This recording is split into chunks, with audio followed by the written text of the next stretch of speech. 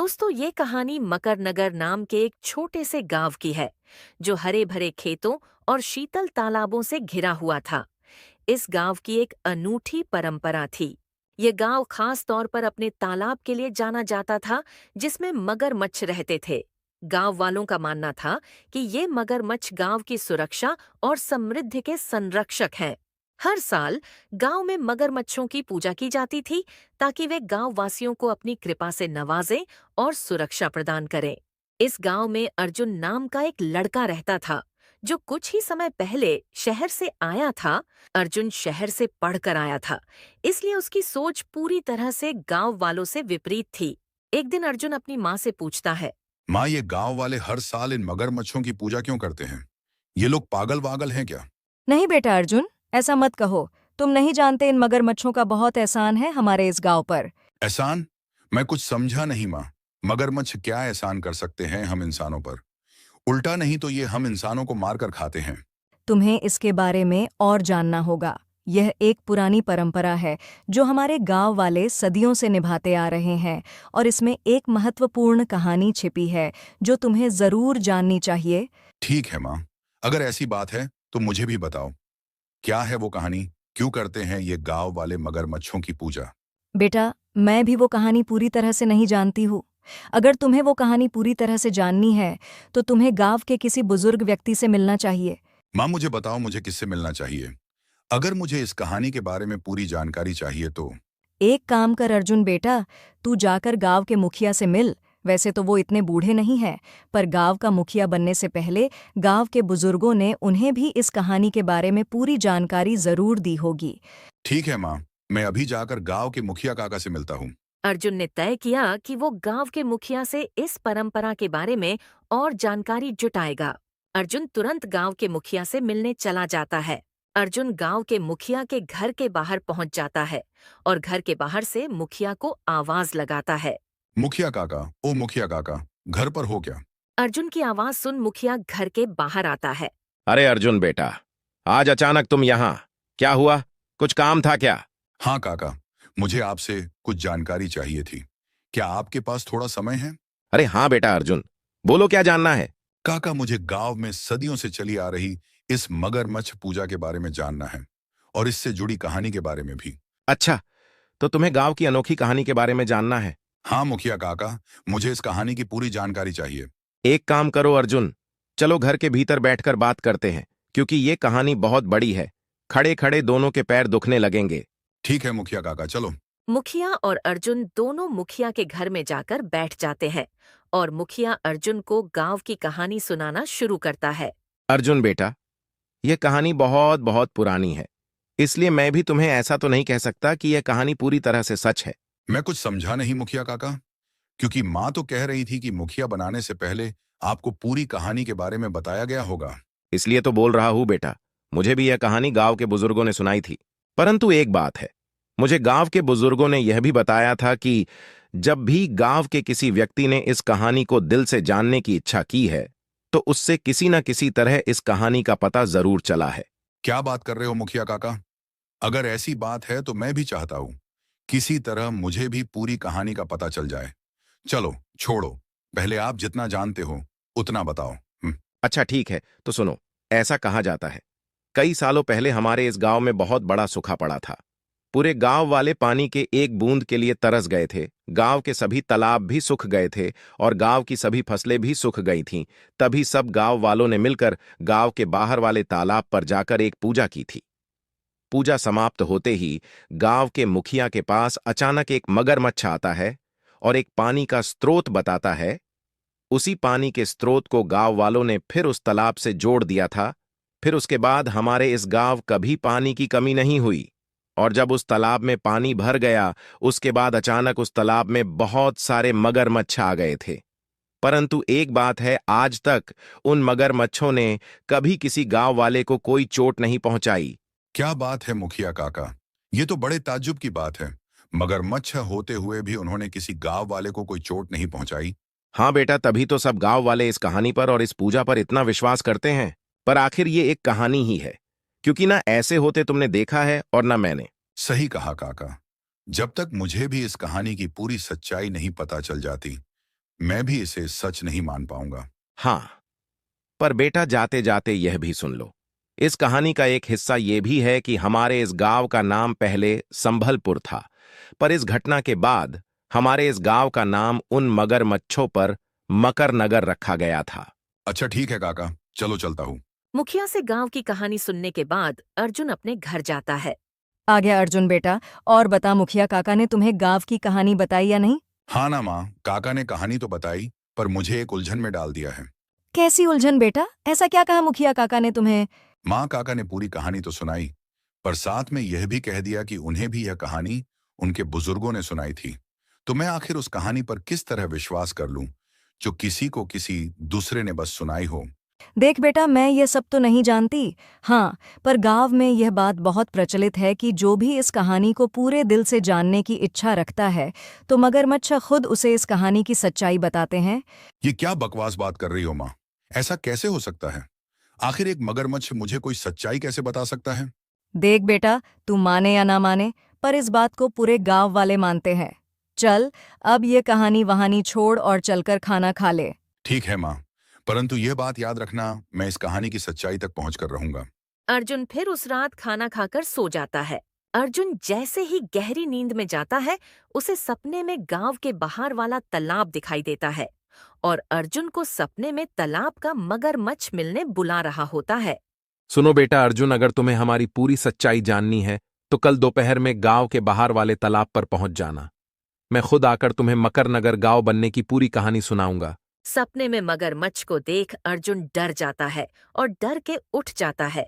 फिर अगली सुबह अर्जुन रात को आए सपने के बारे में अपनी माँ को बताता है। माँ, कल रात मैंने एक बड़ा अजीब सा सपना देखा। अजीब सा सपना? ऐसा क्या देख लिया बेटा तुमने सपने में? माँ, मैंने सपने में देखा गांव के बाहर वाले तालाब से एक मगरमच्छ मुझे बुला रहा था और बोल रहा था, अगर मुझे गांव की पूरी सच्चाई जाननी है तो मुझे उसे मिलने गांव के बाहर वाले तालाब पर जाना होगा। ये कैसा सपना था? मुझे लग रहा है तू दिन भर गांव की कहानी करता घूम रहा था, इसीलिए ये सपना आया होगा। नहीं माँ, मुझे ऐसा लग रहा है मुझे वहां जाना चाहिए, शायद मुझे सच में कुछ पता चल जाए। पागल हो गए हो क्या बेटा तुम? मगरमच्छ वाले तालाब पर अकेले जाओगे? तुम्हें कुछ हो गया तो? नहीं माँ, मुझे कुछ नहीं होगा। मैंने सुना है उस तालाब के मगरमच्छ गांव वालों को कोई हानि नहीं पहुंचाते। वो सब मैं कुछ नहीं जानती, तू नहीं जाएगा उस तालाब पर बस। ठीक है माँ, मैं नहीं जाऊंगा उस तालाब पर। अर्जुन अपनी माँ को यह बोलकर झूठा दिलासा दे देता है। फिर कुछ समय बाद अर्जुन इस सपने के बारे में बताने मुखिया काका के पास जाता है। नमस्ते काका, मुझे आपसे कुछ बात करनी है। बोलो अर्जुन बेटा, क्या हुआ? क्या बात करनी है तुम्हें? अर्जुन मुखिया काका को रात को आए सपने के बारे में बता देता है। काका, आपको क्या लगता है मुझे सपने में आए मगरमच्छ की बात मानकर गांव के बाहर वाले तालाब पर जाना चाहिए या नहीं? देखो बेटा अर्जुन, मेरे हिसाब से अगर तुम्हें गांव की कहानी की पूरी सच्चाई जाननी है तो तुम्हें बेशक जाना चाहिए। ठीक है काका, तो मैं जा रहा हूँ तालाब पर। अर्जुन मुखिया काका के घर से सीधा मगरमच्छों के तालाब पर जाता है। जब वो तालाब पर पहुंचता है तो देखता है वहां एक भी मगरमच्छ नहीं था। यह देख अर्जुन बोलता है, यह क्या हो गया है यहाँ? कहाँ गए तालाब के सारे मगरमच्छ? तभी अचानक अर्जुन को कोई आवाज लगाता है। आओ बेटा अर्जुन, मैं तुम्हारा ही इंतजार कर रहा था। अर्जुन को आवाज तो आ रही थी, पर कोई दिखाई नहीं दे रहा था। कौन है वहां? सामने आओ। मैं हूं अर्जुन बेटा, जिसने तुम्हें यहां बुलाया है। अचानक से अर्जुन के सामने मगरमच्छ आ जाता है और मगरमच्छ को देख अर्जुन थोड़ा डर जाता है। डरो मत बेटा, मैंने तुम्हें कुछ काम हेतु यहां बुलाया है। काम? आपको क्या काम हो सकता है मुझसे? मैं तो खुद आपसे आपकी कहानी सुनने आया हूँ कि किस तरह हमारे गांव का नाम संभलपुर से मकरनगर हुआ। हाँ अर्जुन बेटा, मैं तुम्हें तुम्हारे गांव की पूरी कहानी बताऊंगा कि किस तरह तुम्हारे गांव का नाम संभलपुर से मकरनगर हुआ था। और एक बात, आज तक तुम गांव वालों को जो कहानी सुनाई जा रही है वो सिर्फ आधी सत्य है। आज मैं तुम्हें पूरी कहानी सुनाऊंगा, पर इसके बदले में तुम्हें मेरा एक काम करना होगा। हाँ मगर जी, मैं आपकी पूरी मदद करने को तैयार हूँ। देखो बेटा अर्जुन, कई सालों पहले बहुत बड़ा सूखा पड़ा था, जिससे सिर्फ तुम्हारा गांव प्रभावित नहीं हुआ था, बल्कि आसपास के और भी गांव पर इसका असर हुआ था। सिर्फ एक यही तालाब था जिस पर सूखे का कोई असर नहीं हुआ था, और ये तालाब सबसे नजदीक तुम्हारे गांव के है। इसलिए तुम्हारे गांव वालों ने सोचा कि अब वे लोग यहीं से पानी भरेंगे। और इस कारण उन लोगों ने हम मगरमच्छों का शिकार करना शुरू कर दिया था। ये क्या कह रहे हो मगर जी? मुखिया जी तो मुझे कोई और ही कहानी सुना रहे थे। उनके हिसाब से तो ऐसा कुछ हुआ ही नहीं था। तभी तो कह रहा हूं बेटा, आज तक गांव वालों को सिर्फ आधी कहानी सुनाई जा रही है, ताकि गांव वाले लोगों को उनकी पूरी सच्चाई न पता चल जाए कि उनके पूर्वजों ने पानी के खातिर हम मगरमच्छों का शिकार किया था। फिर आगे क्या हुआ था मगर जी? जब गांव वालों ने आप लोगों का शिकार करना शुरू किया था, तो आप लोग कैसे बच गए? जब गांव वालों ने हमारा शिकार करना शुरू किया, तभी अचानक से एक चमत्कार हुआ और हमारा ये तालाब भी पूरा सूख गया, जिसे देख गांव वाले और डर गए, क्योंकि उनके पास इस तालाब के अलावा और दूसरा कोई पानी का स्रोत नहीं था। तब उस समय के गांव के मुखिया ने मगरमच्छों से माफी मांगी और उनकी मदद करने कहा। तब जाकर हमने उन्हें पानी का नया स्रोत बताया था, जिसे गांव से जोड़कर उस समय का सूखा खत्म हुआ था। इसके बदले तब से तुम्हारे गांव वालों ने हमारी पूजा करनी शुरू कर दी और अपने गांव का नाम भी हमारे नाम पर रख दिया। मगर जी आपका बहुत बहुत धन्यवाद, जो आपने मुझे गांव की पूरी कहानी बता दी। अर्जुन बेटा, मेरा एक काम था, क्या तुम मेरी एक छोटी सी मदद कर सकते हो? जी जरूर, बोलिए क्या काम करना है। मैं आपकी हर तरह की मदद करूंगा।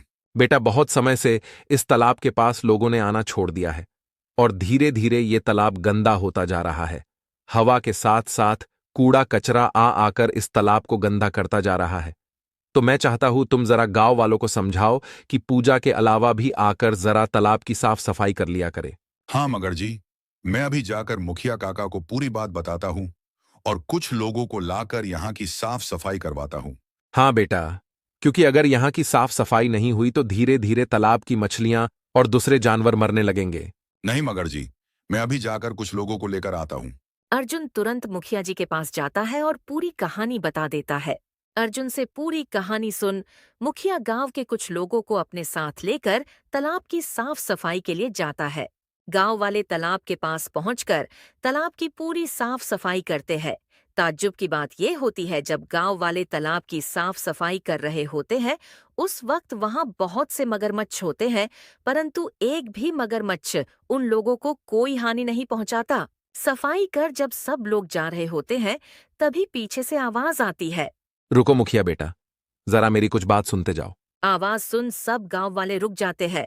फिर एक आवाज आती है। सिर्फ मुखिया बेटा तुम रुको, बाकी के लोग जा सकते हैं। ये सुनते ही मुखिया बाकी के लोगों को गांव वापस भेज देता है।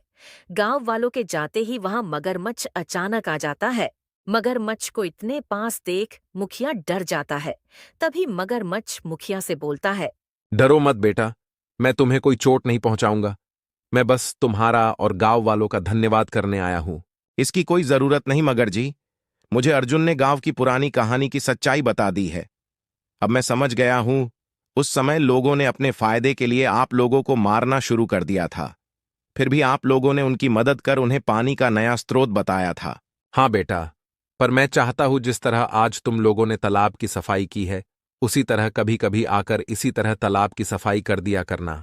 ठीक है मगर जी, मैं वचन देता हूं हम गांव वाले हमेशा इस तालाब का ध्यान रखेंगे और मैं पूरे गांव वालों को गांव की सच्ची कहानी भी बताऊंगा, जिससे उन्हें भी आप लोगों की सच्चाई पता चल जाए कि किस तरह आप लोगों ने हम गांव वालों की मदद की थी। इसके बाद गांव वाले हमेशा गांव के तालाब की साफ सफाई करते थे। दोस्तों, इस तरह अर्जुन के गांव की कहानी जानने की जिज्ञासा ने गांव वालों के सामने गांव की सच्ची कहानी भी सामने रख दी और उन मगरमच्छों की महानता भी समझा दी कि किस तरह उन्होंने भारी संकट के समय पर गांव वालों की मदद की थी। दोस्तों, ये कहानी बिलासपुर राज्य के एक छोटे से गांव रामगंज की है, जहां हर तरह बस खुशियां ही खुशियां थीं। रामगंज गांव में किसी बात की कमी नहीं थी।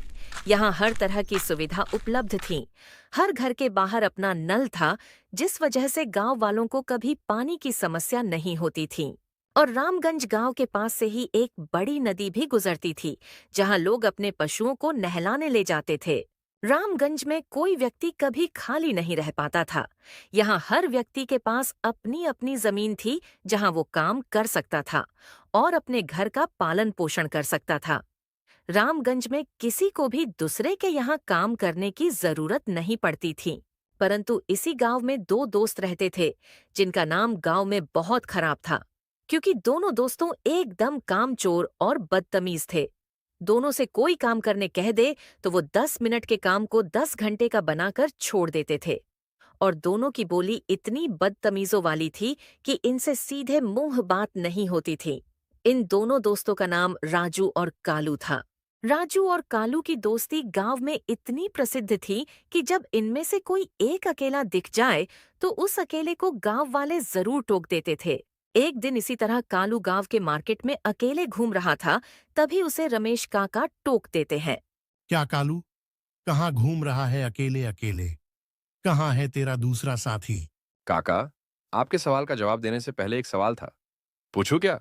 अरे क्यों नहीं, पूछ, क्या पूछना है? काका, आप आने जाने वालों से कितने सवाल पूछते हो? ये कैसा सवाल है कालू? मैं कुछ नहीं समझा। आपने जिस तरह मुझसे सवाल पूछा है, पक्का आप इस तरह और भी आने जाने वालों से पूछते होंगे। इसका मतलब आपके पास बहुत फालतू समय है। यानी इसका मतलब आपके सवाल भी फालतू होंगे और मेरे पास आपके तरफ फालतू समय नहीं है। क्या कहा तूने कालू? रुक, तुझे अभी बताता हूँ कितना फालतू समय है मेरे पास। आ इधर। कालू काका के साथ बदतमीजी कर वहां से भाग जाता है। राजू और कालू इसी तरह गांव वालों के साथ बदतमीजी कर अपना दिन गुजारते थे। पूरे गांव में बस राजू और कालू ही थे जो कोई काम नहीं करते थे। ये दोनों बस यहाँ वहाँ गांव वालों को परेशान करते थे। एक दिन दोनों कमलेश काका के आम के बगीचे से आम चुरा कर खा रहे थे। तभी कालू बोलता है, अरे राजू भाई, बहुत बोर हो रहा है, चलना किसी को परेशान करते हैं।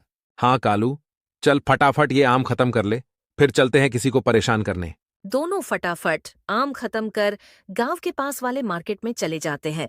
मार्केट में पहुंचकर राजू बोलता है, बोल कालू भाई, आज किसे बकरा बनाना है? तू जिसे बोलेगा आज उसी को परेशान करेंगे। तभी कालू की नजर पेड़ के पास बैठे राकेश काका पर पड़ती है। राजू चल, आज राकेश काका को बकरा बनाते हैं। परसों मुझे रोककर उल्टे फूलते सवाल पूछ रहे थे। हाँ चल ठीक है कालू, सुन मेरे पास एक प्लान है। मैं राकेश काका के पास जाता हूँ और थोड़ी बातचीत करता हूँ। तभी तू अपने साथ 4-5 गुब्बारे हवा भर के और एक गुब्बारा पानी भर के लेके आना और पेड़ के पीछे छुपे रहना। मैं काका के साथ बातचीत करता रहूंगा, पर जब जब काका बोलने वाले हो तब तब तू एक गुब्बारा फोड़ देना। और जब परेशान होकर काका पेड़ के पीछे आए तब तू पानी वाला गुब्बारा उनके नीचे लाकर रख देना। ठीक है राजू, चल फटाफट काम पर लग जा। राजू राकेश काका के पास जाता है और कालू गुब्बारे लेके झाड़ के पीछे छिप जाता है। और राकेश काका, क्या हाल चाल है? सब ठीक तो हैं? हाँ बेटा, सब बढ़िया है। अपना बता, क्या हाल है? आज राकेश काका की कैसे याद आ गई? अरे बस काका, ये बोलकर तो आपने मुझे एक पल में पराया कर दिया। एक आप ही तो हो जो पूरे गांव में मुझे सबसे ज्यादा चतुर और समझदार लगते हो। बस कर राजू, अब इतना मस्का मत मार। चल बता, क्या काम है मुझसे? अरे सच्ची काका, कोई काम नहीं है, बस यहां से गुजर रहा था और आप दिख गए तो सोचा हाल चाल ले लेता हूं। यहाँ राजू राकेश काका को अपनी चिकनी चुपड़ी बातों में उलझा कर रखता है और धीरे से कालू को इशारा कर देता है। राजू का इशारा देखते ही कालू तैयार हो जाता है अपने गुब्बारों के साथ। काका एक बात बोलूं, आज आप बहुत अच्छे दिख रहे हो। क्या बात है, कुछ हुआ है क्या? राकेश काका जैसे ही कुछ बोलने जाते हैं तभी कालू उनके पीछे एक गुब्बारा फोड़ देता है। अचानक गुब्बारे की आवाज से डरकर राकेश खड़ा हो जाता है और यहाँ वहाँ देखने लगता है। अरे काका, क्या हुआ? मैंने कुछ गलत कह दिया क्या? अचानक खड़े क्यों हो गए? अरे राजू, तुझे कोई चीज फूटने की आवाज नहीं आई क्या? क्या? किस आवाज की बात कर रहे हो काका? मुझे तो कोई आवाज नहीं आई। शायद आपको कोई वहम हुआ होगा। चलो छोड़ो, आओ बैठ जाओ। राकेश ने राजू की बात पर विश्वास कर सोचा, शायद उसे कोई वहम हुआ है। वो फिर से बैठ जाता है। अरे काका, आपने बताया नहीं। आज आप बहुत अच्छे लग रहे हो। कुछ खास हैं क्या आज? फिर राकेश जैसे बोलने जाता है वैसे ही कालू एक और गुब्बारा फोड़ देता है। गुब्बारे की आवाज सुन राकेश फिर उठ खड़ा होता है और फिर यहाँ वहाँ देखने लगता है। अरे क्या हुआ काका? लगता है ना आप मुझसे नाराज हो और मेरे सवाल का जवाब नहीं देना चाहते हो। अरे नहीं बेटा, फिर से मुझे कुछ फूटने की आवाज आई, इसलिए मैं डर गया। सच्ची सच्ची बता, तुझे कुछ नहीं सुनाई दिया क्या? आवाज? कौन सी आवाज काका? मुझे तो कोई आवाज नहीं आई। लगता है आप मेरे साथ मजाक कर रहे हो। अरे नहीं राजू, मुझे पक्का कुछ फूटने की आवाज आई। इस बार मेरा वहम नहीं हो सकता है। अरे नहीं काका, मुझे तो कोई आवाज नहीं आई। शायद कल रात में आपकी नींद पूरी नहीं हुई है। छोड़ो आवाज को, आओ बैठो यहां पर। राजू फिर से कालू को इशारा कर देता है पानी वाला गुब्बारा राकेश काका के नीचे रखने के लिए। राजू का इशारा मिलते ही कालू धीरे से पानी वाला गुब्बारा राकेश काका के बैठने वाली जगह पर रख देता है। राकेश भी बिना पीछे देखे वहां बैठ जाता है और उसके बैठते ही वो गुब्बारा फूट जाता है और राकेश की धोती पूरी गीली हो जाती है। फौरन वहां से कालू और राजू भागकर दूर खड़े हो जाते हैं और दूर से ही कालू राकेश को बोलता है। क्या हुआ राकेश काका? इतनी ही जोर से आई थी तो खेतों में चले जाते, यहाँ बैठे बैठे ही कर दिए। राजू और कालू दोनों मिलकर राकेश को चिढ़ाने लगते हैं। राकेश राकेश काका काका छी छी, छी, राकेश काका छी छी। राजू और कालू को एक साथ देख राकेश भी समझ जाता है कि ये मजाक इन दोनों ने मिलकर किया है। रुको नालायको, यहाँ आओ बताता हूँ क्या होता है छी छी। रुको दोनों यहाँ आओ। राजू और कालू दोनों वहां से भाग जाते हैं और जाकर नदी किनारे बैठ जाते हैं। और बता कालू, मजा आया या नहीं? हाँ राजू, बहुत मजा आया। अब आगे क्या, अब क्या करें? रुक कालू, थोड़ी देर आराम करते हैं और फिर किसी और बकरे को ढूंढते हैं। फिर दोनों नदी किनारे आराम करते हैं। इसी तरह रोज किसी न किसी को परेशान करके दोनों का दिन गुजर जाता था। राजू और कालू रोज किसी न किसी तरह से कुछ न कुछ नुकसान करा देते थे। कभी किसी के फलों के बगीचे में घुसकर फलों की चोरी करते थे, तो कभी कभी किसी न किसी ठेले वाले को परेशान कर उसका नुकसान करवा देते थे। पूरे गांव वाले इन दोनों की हरकतों से परेशान हो गए थे। इन दोनों से परेशान होकर कुछ लोग गांव के मुखिया के पास जाते हैं ताकि इन दोनों को कोई सबक सिखा सके। जब गांव वाले मुखिया के घर पहुंचते हैं, उस वक्त मुखिया आराम से खटिया पर सो रहा होता है। मुखिया को सोता देख राकेश जोर से मुखिया को आवाज लगाता है। अरे उठो मुखिया जी, कब तक सोओगे? राकेश के इतना जोर से चिल्लाने की वजह से मुखिया डर के उठ जाता है। अरे राकेश, इतना जोर से क्यों चिल्ला रहे हो? सोया था, मर थोड़ी गया था। और क्या हुआ है? इतने सारे लोग क्यों आए हों? अरे मुखिया जी, हम सब यहाँ एक फरियाद लेकर आए हैं। फरियाद? कैसी फरियाद कमलेश भाई? जरा खुल के बोलो, क्या बात है? मुखिया जी, हम सब यहाँ गांव के दोनों कामचोर और बदतमीजों की बदतमीजी से परेशान होकर उन दोनों के खिलाफ शिकायत करने आए हैं। अच्छा समझा, राजू और कालू की बात कर रहे हो ना? हाँ मुखिया जी, इन दोनों ने गांव वालों के नाक में दम कर रखा है। रोज किसी न किसी को परेशान करते हैं।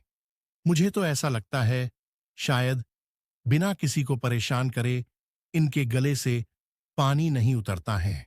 हाँ मुखिया जी, राकेश भाई सही बोल रहे हैं। इन दोनों का रोज का हो गया है। रोज रोज आकार मेरे आम के बगीचे से आम तोड़कर खाते हैं।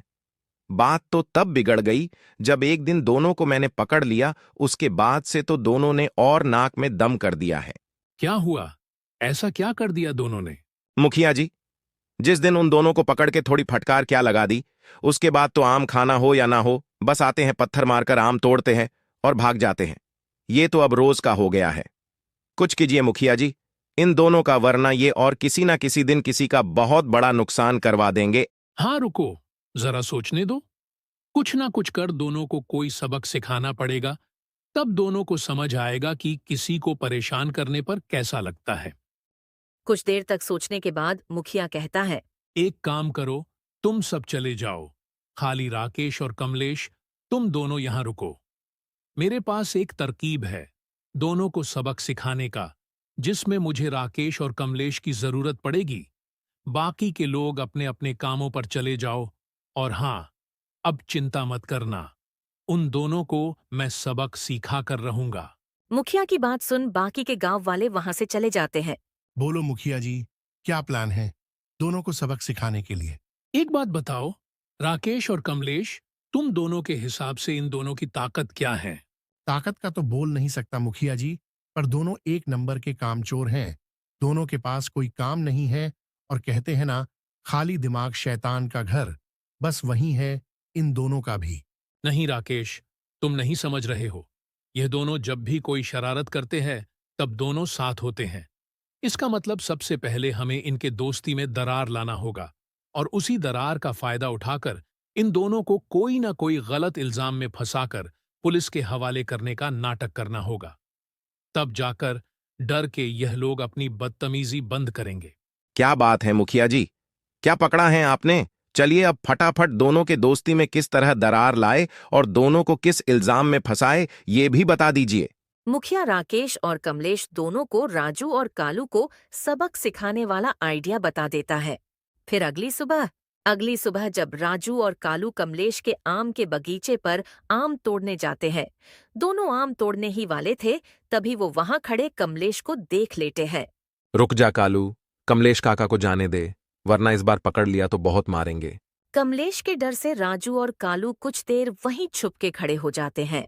अरे रामू काका कहाँ हो, जरा यहाँ आना। आया मालिक। रामू काका, आपने नदी किनारे वाले खजाने के बारे में सुना है या नहीं?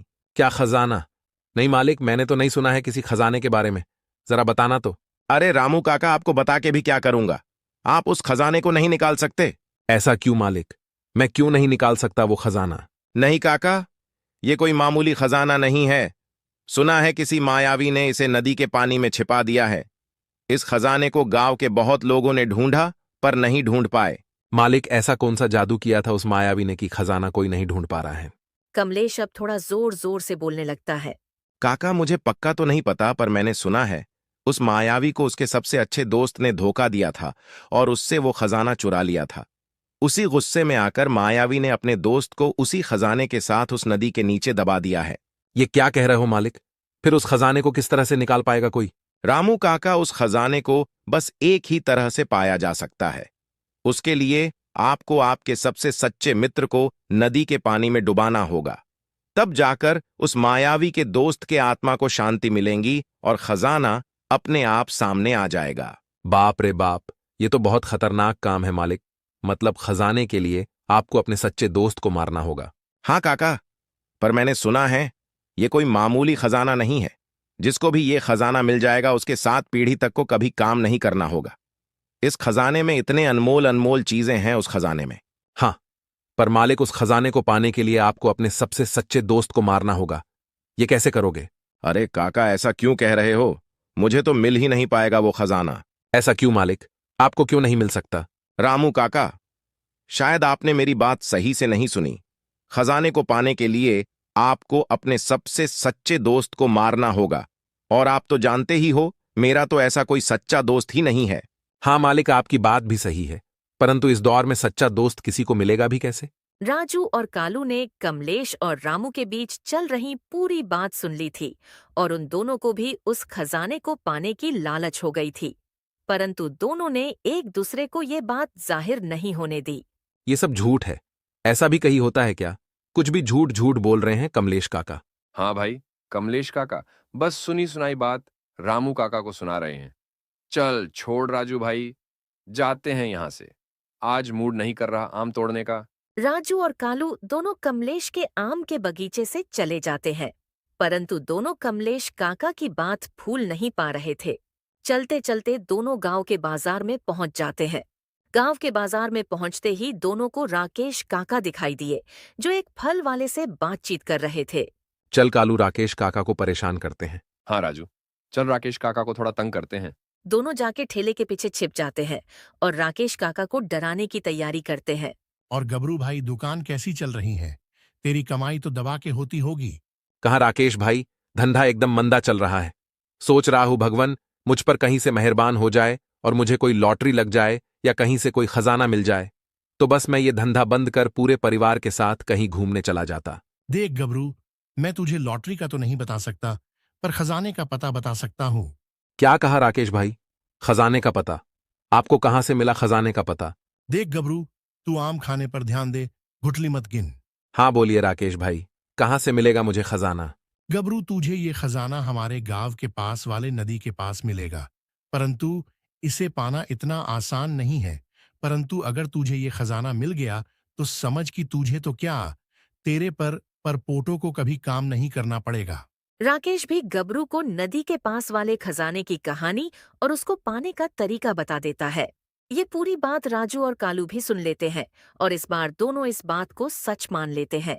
राजू और कालू खजाने की बात सुनने के बाद राकेश काका को तंग करने का प्लान छोड़ अपने अपने घर जाने का निश्चय करते हैं। कालू आज मूड नहीं कर रहा काका को तंग करने का, और थोड़ी तबीयत भी खराब लग रही है। चल मैं घर जा रहा हूं। ठीक है राजू, चल बाद में मिलते हैं, मैं भी घर जा रहा हूँ। आज वैसे भी माँ ने जल्दी आने बोला था। राजू और कालू दोनों अपने अपने घर की तरफ निकल पड़ते हैं। घर पहुंचकर राजू और कालू बस उसी खजाने के बारे में सोच रहे थे। काश वो खजाना मुझे मिल जाए तो पूरी जिंदगी मुझे कोई काम नहीं करना पड़ेगा। यही ख्याली पुलाव कालू भी अपने घर पर पका रहा था। काश वो खजाना मुझे मिल जाए तो पूरे जिंदगी मौज से कटेगी, कोई काम नहीं, बस आराम ही आराम। राजू इस खजाने को पाने के लिए किसी भी हद तक जाने को तैयार था। उसने खजाना पाने के लिए कालू को नदी में डुबाने का प्लान बनाया और यही प्लान कालू के दिमाग में भी चल रहा था।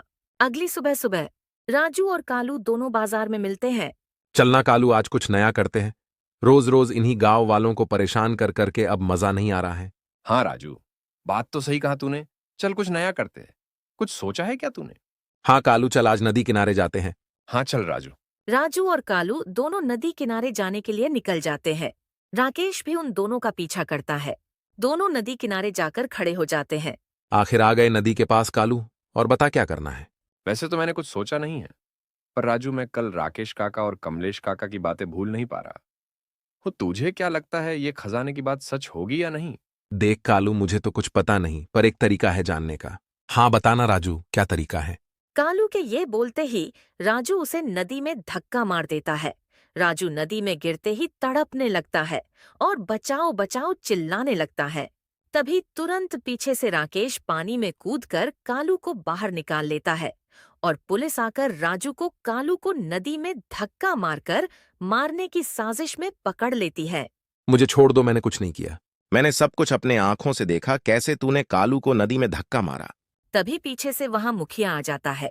देखा बेटा कालू, जिस दोस्त के साथ मिलकर तुम पूरे गांव वालों को परेशान करते थे, उसी दोस्त ने आज खजाने के चक्कर में तुम्हें जान से मारने की कोशिश की।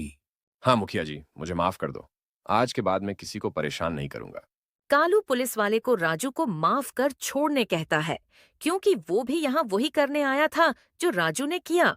पुलिस वाला कालू के कहते ही राजू को छोड़ देता है। राजू भी मुखिया जी और कालू से माफी मांगता है। मुझे भी माफ कर दीजिए मुखिया काका, आज के बाद मैं भी किसी को परेशान नहीं करूंगा। दोस्तों, इस तरह मुखिया के एक आइडिया ने राजू और कालू को एक बहुत बड़ा सबक सिखा दिया कि लालच के आगे बड़े बड़े मित्र अपनी मित्रता भूल जाते हैं, और दोनों को सुधार भी दिया। दोस्तों, इस प्रकार की और शानदार कहानी देखने के लिए अभी हमारे इस चैनल को सब्सक्राइब कर ले।